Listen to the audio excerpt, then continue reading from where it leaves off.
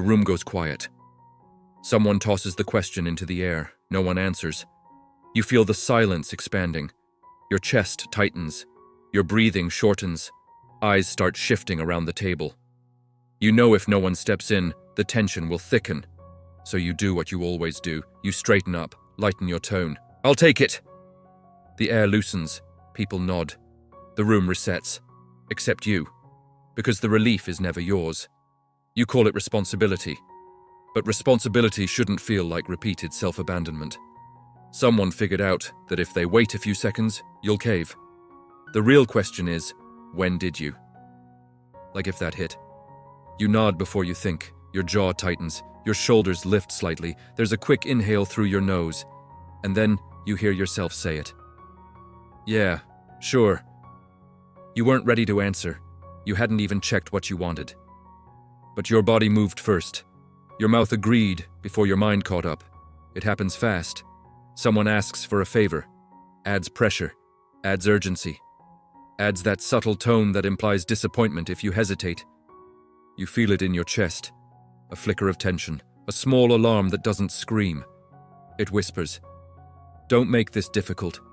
Don't disappoint them. Don't be the problem. So you smooth your face. You adjust your voice. You become agreeable. Later, alone, the conversation replays in your head. You think about what you should have said, what you actually wanted to say, the boundary that almost formed but dissolved. And something heavier settles in, not anger, not exactly regret, something closer to erosion.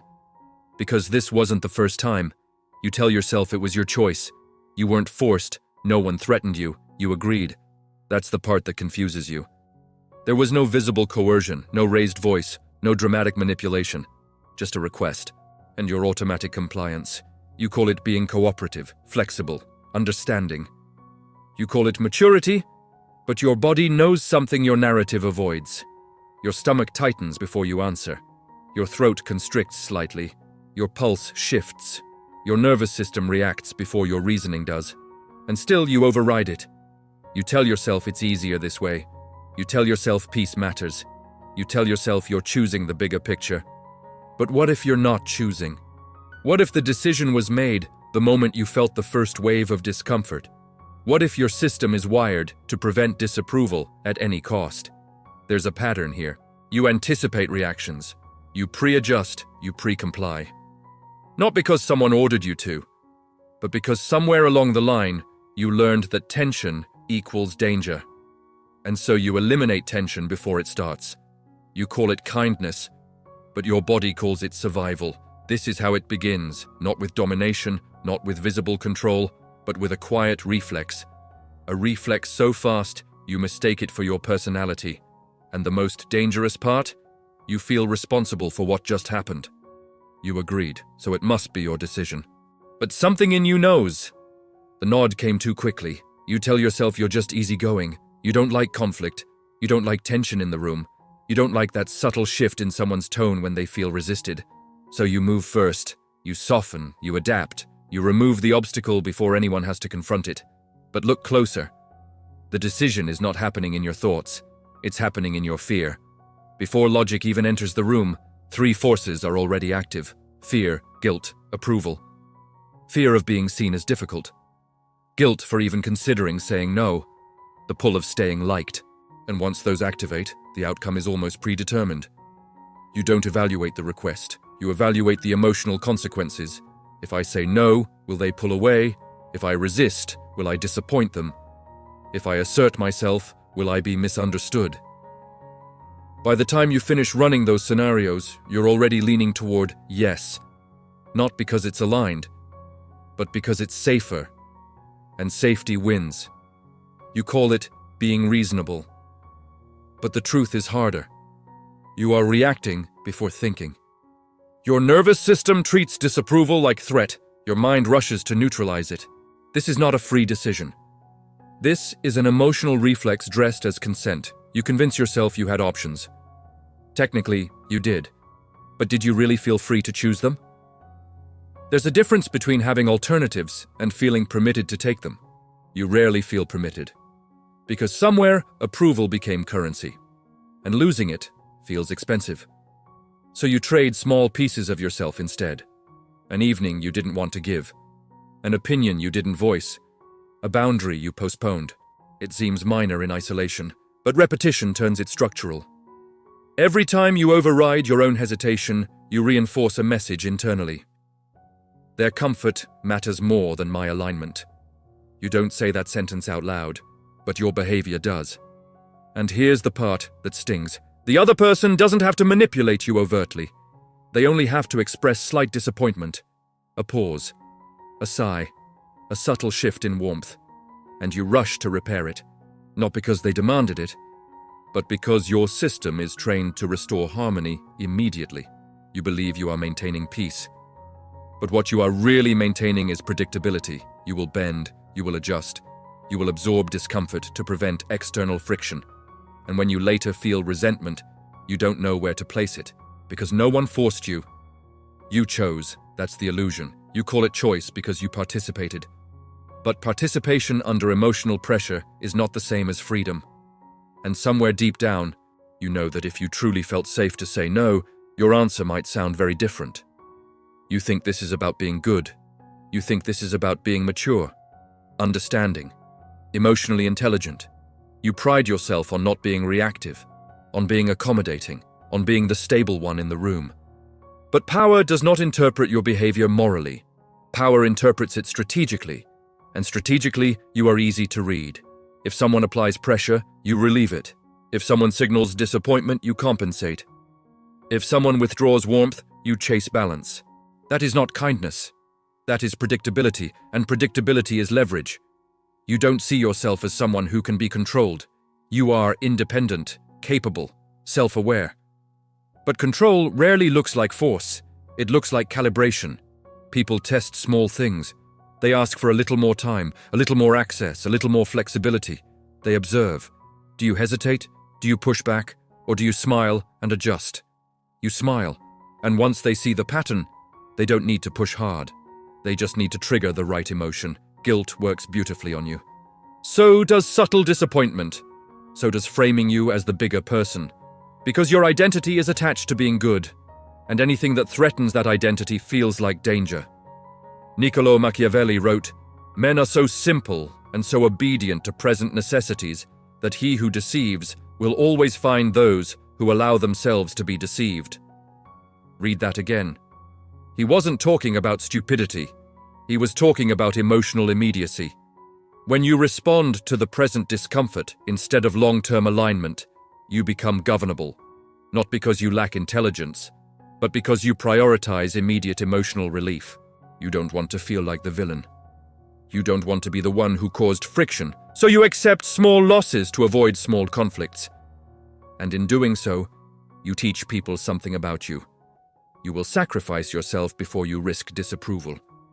That is usable, that is valuable to them. Because someone who avoids tension can be directed without open confrontation. All they have to do is imply that you're being unreasonable, or cold, or selfish. And you will rush to correct the narrative. You think you are choosing harmony, but from a power perspective, you are offering access to your time, your energy, your emotional labor. You are not being attacked. You are being steered. And the most uncomfortable part? The steering only works because you cooperate with it. You call it empathy. But empathy without boundaries is a map for anyone who wants to move you. The meeting is almost over. Chairs shift, laptops close. People are already mentally gone. Your manager glances at you. "Before we wrap up, could you take this one? It needs someone reliable." There's a pause. Not long, just long enough for the room to register that it hasn't been assigned yet. You feel the shift immediately, a tightening in your stomach, a quick scan of your calendar in your head. You're already overloaded. You open your mouth. "Well, I guess I can." He smiles, relieved. "Great. I knew I could count on you." The meeting ends. Everyone leaves lighter. You stay seated for a second longer. Your jaw is tight. You didn't want that project. You knew it. But you felt the weight of the silence. You felt the expectation.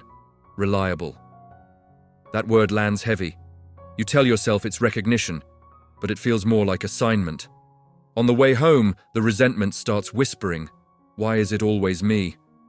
Why do they assume I'll say yes? But the real question is quieter. Why wouldn't they? You've never shown them a different pattern. You call it stepping up. But what actually happened? They didn't convince you. They didn't argue. They didn't pressure you openly. They left a vacuum, and you filled it. Because discomfort in the room feels intolerable. Being seen as unreliable feels worse than being exhausted. You trained them. Not intentionally, but consistently. You showed them that if something uncomfortable lingers, you will resolve it, even at your own expense. That is not exploitation. It's calibration. They learned your threshold. They learned your reflex. And now the system runs smoothly.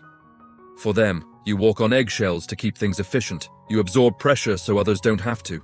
And each time you do, you reinforce the identity you're secretly tired of carrying.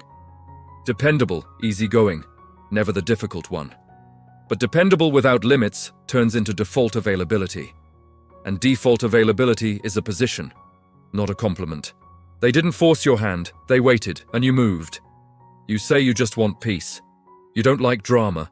You don't like confrontation. You don't like raised voices or long silences. So you smooth things out. You adjust your tone. You lower your needs. You swallow the reaction that almost surfaced. You tell yourself it's maturity. But peace at any cost is not peace. It's containment. And the container is you. When tension appears, you feel responsible for dissolving it, even when you didn't create it. Someone is irritated. You scan for what you did wrong. Someone is distant. You look for what you should fix. Someone is disappointed. You feel guilty before verifying if it's justified. This is not empathy. This is preemptive submission. You step in before anyone has to accuse you. You correct yourself before anyone has to demand it. You negotiate against your own interests, to avoid being positioned as the cause of discomfort. And over time, something subtle happens. People stop negotiating with you. They expect adjustment, because you always provide it.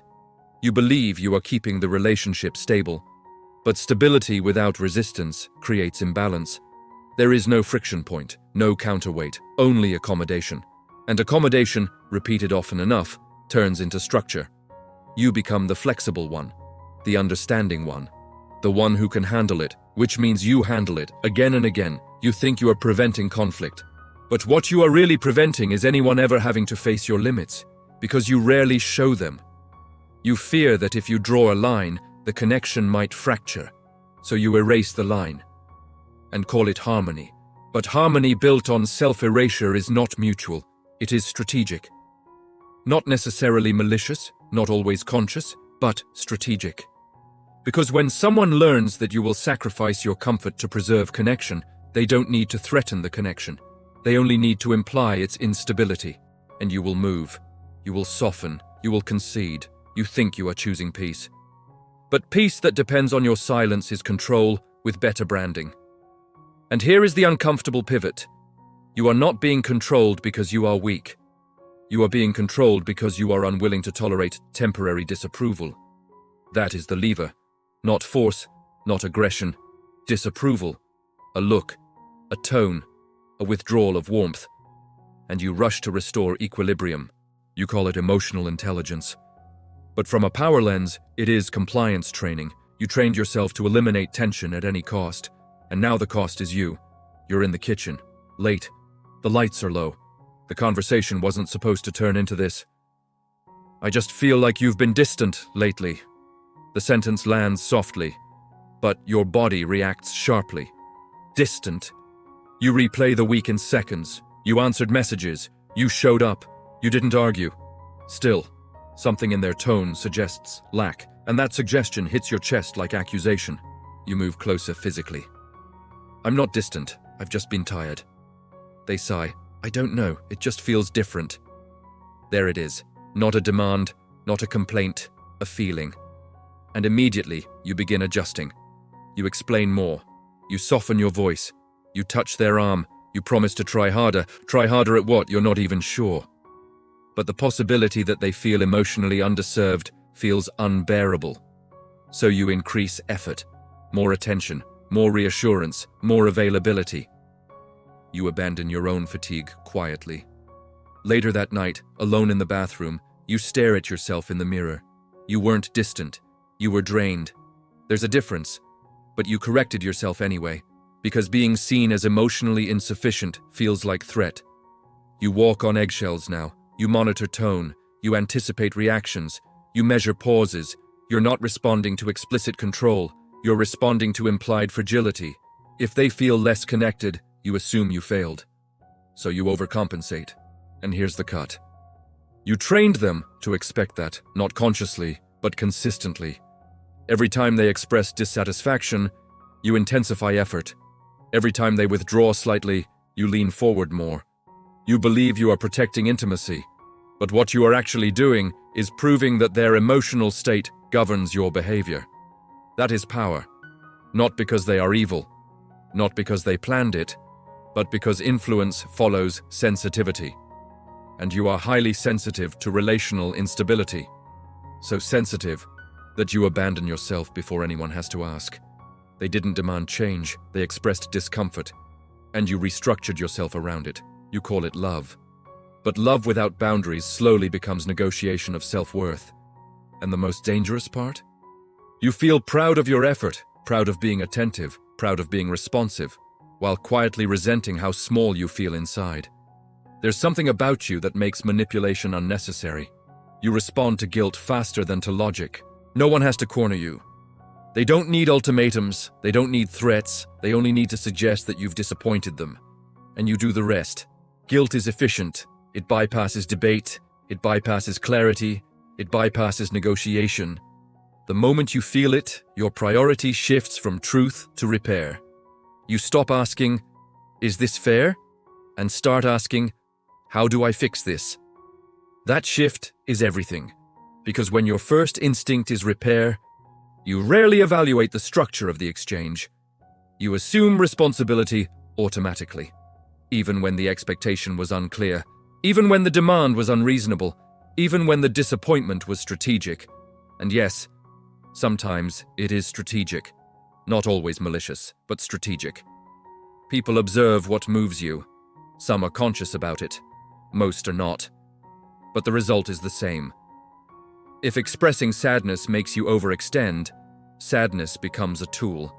If implying you're selfish makes you comply, that implication will surface again, not necessarily as a plan, but as pattern reinforcement, because behavior that works repeats.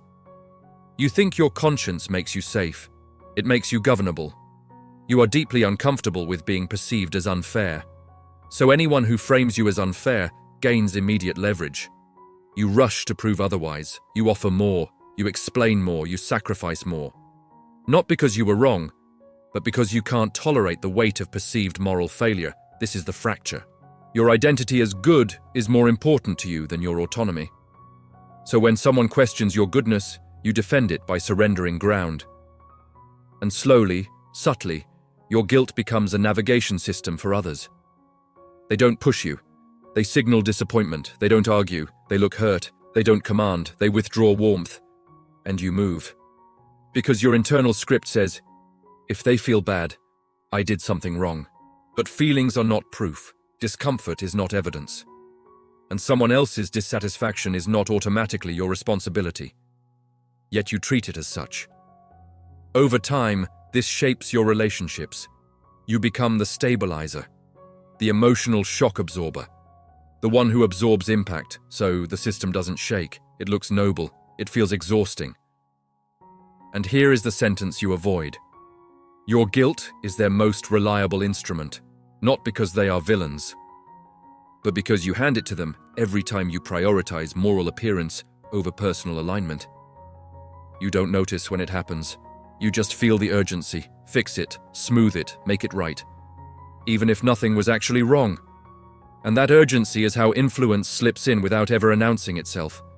You don't actually fear control. You fear losing the image you built about yourself, reasonable, mature, good. That identity protects you. It keeps you socially safe. It keeps you morally intact. It keeps you admired in subtle ways. But it also keeps you accessible. Every time you are faced with a choice between protecting your autonomy and protecting your image, you choose the image. If saying no risks being seen as cold, you say yes. If setting a boundary risks being seen as selfish, you soften it. If expressing anger risks being seen as unstable, you swallow it. Your self-concept is fragile in one specific way. It cannot tolerate moral disapproval. And that is exactly where the lever sits. Niccolò Machiavelli wrote, "It is much safer to be feared than loved, if you cannot be both." This is not advice to become cruel. It is a recognition of human behavior. Love depends on approval. Approval depends on performance. And performance can be manipulated. When you need to be liked, you are negotiable. When you need to be seen as good, you are adjustable. You don't have to be threatened. You just have to imagine losing admiration. That's enough. You think your problem is that people take advantage of you. But the deeper fracture is this. You are addicted to being perceived as good, even when being good costs you your center. You don't resist requests. You resist the possibility of being misunderstood. You don't avoid conflict. You avoid being cast as the cause of it. So you over-explain, you over-apologize, you over-accommodate. And each time you do, you reinforce the internal contract. My worth depends on how comfortable others feel around me. That contract is silent, but it governs you. Because the moment someone hints that you've failed morally, you panic internally. Not visibly, but structurally. Your spine softens, your tone lowers, your position shifts. You tell yourself you are de-escalating. But what you are really doing is protecting your image. And here comes the fracture. What if being respected requires tolerating temporary misinterpretation? What if being sovereign requires someone, somewhere, thinking you are unreasonable? You avoid that possibility at all costs, and that cost is leverage. As long as your identity is anchored in being good, anyone who questions your goodness controls your next move. You don't need chains, you need approval. And that need is enough. This time you don't answer immediately. The request hangs between you. It's familiar, it's small, it's framed as reasonable. Can you just handle it? It'll only take a minute. Your chest tightens like always, but something is different. You don't rush to relieve the tension. You let it sit. There's a flicker of discomfort in their eyes, a subtle shift. You feel the urge to fix it, to smile, to soften, to say yes and make everything smooth again. Instead, you inhale. I can't this time. Silence.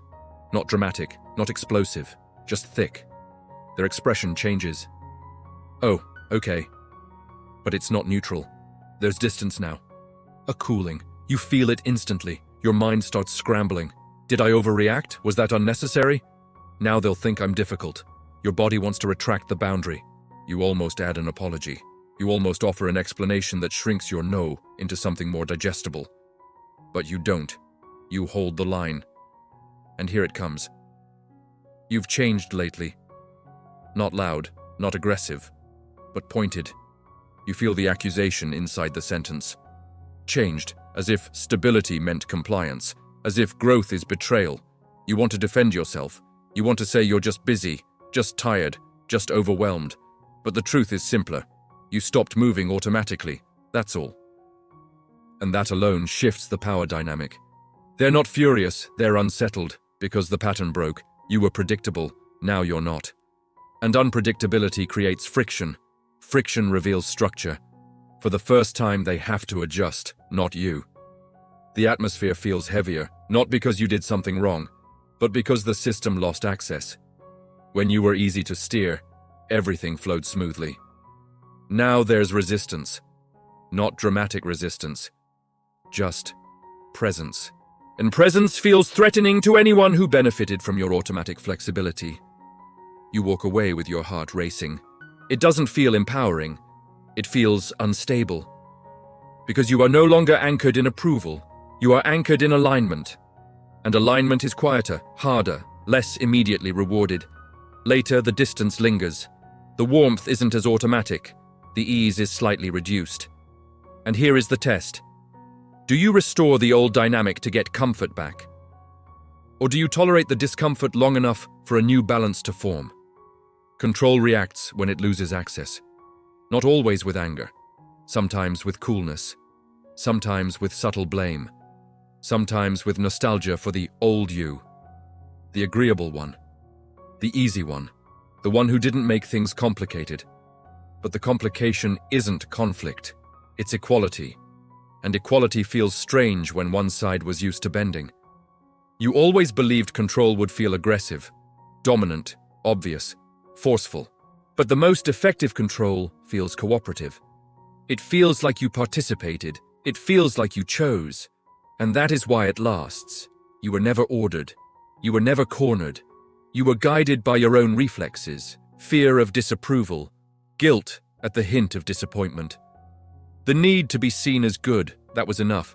The system didn't need to overpower you, it only needed to understand you. And once someone understands that you eliminate tension at any cost, they don't have to demand anything. They just have to wait. Here is the cost no one warns you about. When you build your identity around being easy, you slowly disappear. Not dramatically, not in a way anyone can accuse, but incrementally. A boundary postponed, a preference silenced, a truth diluted. Until one day you look at your life and realize it feels negotiated. You were present, but not centered. You were included, but not fully there. Because you called survival strategy personality. You called compliance maturity. You called induced emotional reflex choice. And here is the fracture that changes everything. You don't lose people when you stop being easy. You lose access to the version of yourself that existed to be approved. That loss feels like danger at first. The silence feels heavier, the warmth less guaranteed, the validation less constant. But something else begins to grow in that space. Weight in your spine, slowness in your answers, a pause before agreement. And that pause is sovereignty. If this cuts deeper than comfort allows, subscribe. Not for motivation, for confrontation. Because what we are dissecting here is not behavior, it is structure. There is a passage in The Forgotten Agreement by Luciana Santos that lingers like residue. We often sign internal contracts long before we understand their cost. That book sits in the pinned comment, not as a solution, but as a mirror. Some contracts deserve to be broken. You will not become cruel. You will not become selfish, but you will become less governable. And some people will not like that. They will say you changed. They will say you are colder. They will say you used to be easier. They are right. You were easier. Easier to predict. Easier to steer. Easier to use. The real question is not whether they approve of the new you. The real question is this. Who are you when you no longer trade your center for temporary peace? And when the next request comes, and the room grows quiet, will you move automatically? Or will you stay still long enough to choose? If this exposed something you've been pretending not to see, write it below. Not the polished version, the real one.